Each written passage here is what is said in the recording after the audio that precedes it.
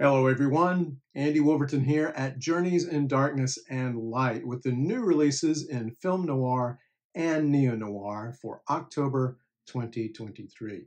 Now, if you've been with me for a few years, you already know that October always belongs to horror, and film noir often has to take a back seat. But that's okay, and although I don't have that many releases for you today, I do have a few and a few other things to tell you about. So let's get started. First, an update from last month. The Universal Noir Volume 2 set from Indicator, originally scheduled for a September release, will now be released on October 23rd. Of course, if you've already pre-ordered, you probably already know about this notification. Now, on October 4th, we have an interesting set that definitely includes film noir, but is not exclusively noir. Yet, I think many of us might be interested in this collection. It is Alain Delon, 14 Mythical Films, or 15, more on that in just a moment. And this is from the European label Pathé. Now, there's not a lot of information about this set. It is a Region B set with 14 discs, maybe 15, but at least according to Blu-ray.com, they all contain English subtitles. The films in this set, as you will see in the image, include the following, and I'm giving mostly English translations. The Leopard, Les Samurai, Easy Down There, Indian Summer, Two Men in Town, Borsellino, mentioned in last month's video from Kino, A Cop, Big Guns, The Gang, Death of a Corrupt Man, The Medic, Three Men to Kill, For a Cop's Hide, The Fighter, and Cop's Word. Now, Blu-ray.com entry says that this set contains 14 films, but the box says 15. Everything you see in the image plus Parole de Flic, or Cop's Word. Most of these films are at least crime related. Now this set goes for 80 euros, which is about $86, or about $6 or $7 per movie. I don't know anything about the extras. I don't know anything about the transfers used, but if you're a Delon fan, it might be worth a look. On October 17th, a movie I'm glad to see getting a North American Blu-ray release, a film that tends to get lost not only in the catalog of director William Wyler, but also its star, Humphrey Bogart, in one of his final films. I'm talking about The Desperate Hours from 1955, which many prefer to call a home invasion story rather than a film noir. I actually think it's both. I'll link to my review of the film from Noirvember 2021, but the essentials are this. Glenn Griffin, played by Bogart, and his two buddies have just escaped from prison, looking for a place to hide out until he can arrange for his girlfriend to come and pick the gang up. Griffin spots the middle-class home of Daniel Hilliard, played by Frederick March, and his family. What follows is a taut cat-and-mouse game between Griffin and Hilliard. Again, you can read my review for more information. Now, you may remember that this film was released last year in the Essential Film Noir Collection Volume 3 from the Australian company Imprint. That disc included a new audio commentary from critic Kevin Lyons and a 16-minute program on the film by critic Barry Forshaw. That release, apparently region-free, was sourced from an older master.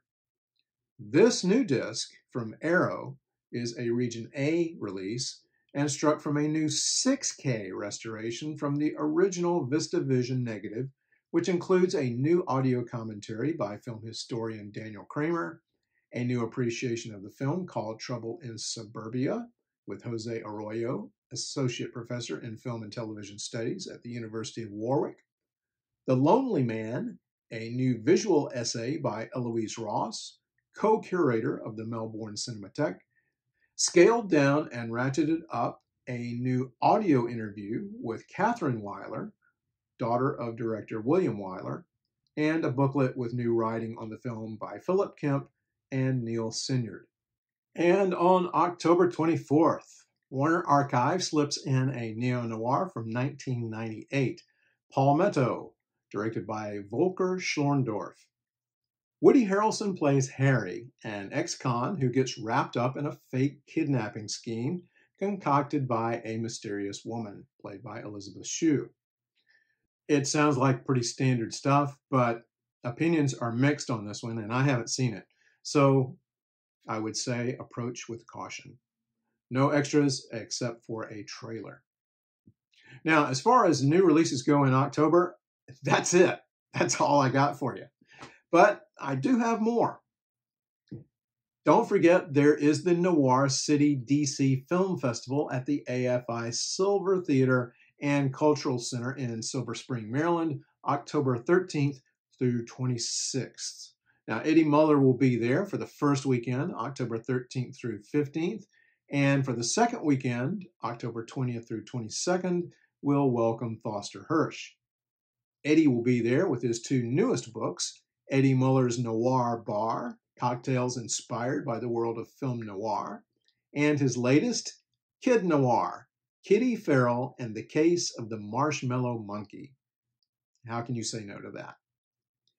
Like Eddie, Foster has also written several great books on film noir and is also a super nice guy you will very much enjoy talking to. Now, let's take a look at the Noir City DC lineup. I'll link to the entire schedule, but here are all the films, all of them released in 1948 in alphabetical order. Act of Violence in 35mm. All My Sons. The Amazing Mr. X, also known as The Spiritualist. The Big Clock. Call Northside 777. Cry of the City. Force of Evil. He Walked by Night, shown in 35mm. Hollow Triumph, also known as The Scar. The Hunted in 35mm. Key Largo. Larceny. The Naked City. Night Has 1,000 Eyes. Pitfall. Raw Deal. Roadhouse. So Evil, My Love. Sorry, Wrong Number. The Velvet Touch in 35mm. They Live by Night. Unfaithfully Yours. And Walk a Crooked Mile. Man, what a year 1948 was. Wow. So for more information, visit AFI Silver's website and you'll see the banner for Noir City. Just click on that and you are good to go. Now, it's not just the films. There's a lot more than that going on. You'll also find a great merchandise table there with movies, books, and more, including the latest issue of Noir City Magazine, which includes an article by me. I wrote on the true crime noir 10 Rillington Place. So, hey, if you're at the festival, I'll even sign your copy if you like. You can also get the electronic version of the magazine and a 1-year subscription with a $20 donation to the Film Noir Foundation. Again, I will add links. If you can't make it to the festival, you can pick up the print version right now at Amazon. This is issue number 38. Of course, we go to the festivals for the films, and it's great to pick up some merchandise. But one of the greatest parts of the festival is meeting new people and seeing old friends. There are so many film noir fans out there, and this is a great place to discover them. It's a very welcoming community, and you will have a great time. So maybe I will see you at Noir City DC. I hope so. If you see me, please come up and introduce yourself, say hello. I look forward to seeing you.